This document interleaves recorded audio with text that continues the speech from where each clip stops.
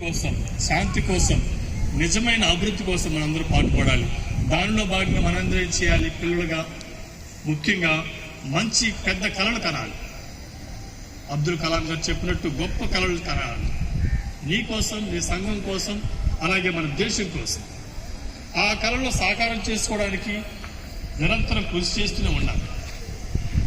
అంతేకాకుండా మంచి చదువు చదవాలి. చదువుతో పాటు మంచి సంస్కారం, విలువలను మనం నేర్చుకోవాలి. అప్పుడే నిజమైన పురోగతి, నిజమైన అభివృద్ధి, నిజమైన శాంతి మన దేశంలో నెలకొల్లు.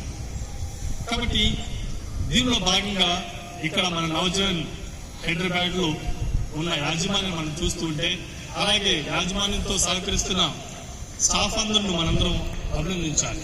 పిల్లలుగా మీరు ఎంతో అదృష్టవంతులు.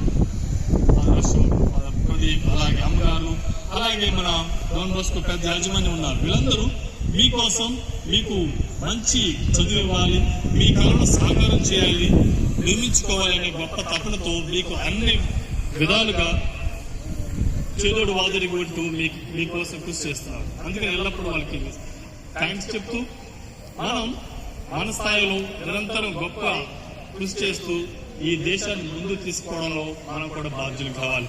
అప్పుడే మన స్వాతంత్ర సమరయోధులు మనకిచ్చిన ఈ స్వాతంత్రానికి మనం కూడా మనంతో కృషి చేసిన వాళ్ళు అవుతాం. అలాగే మన దేశాన్ని ముందుకు తీసుకుపోగలం.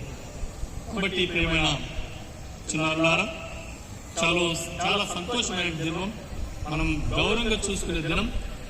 అంతేకాకుండా గొప్ప కళలు కనడానికి, దాన్ని నిజం చేసుకోవడానికి కూడా ఇది మంచి రోజు. ఎంతో సంతోషంతో ఈ కార్యక్రమాన్ని ముందుకు తీసుకుపోదాం. మరొకసారి మీ అందరితో ఈ సంబరాలు చేసుకోవడం నాకు ఎంతో సంతోషం. మరి ముఖ్యంగా అశోక్ ఫాదర్ గారికి, మిగతా వాళ్ళందరికీ నా ధన్యవాదాలు. మీ అందరికీ మరొకసారి స్వాతంత్ర దినోత్సవ శుభాకాంక్షలు.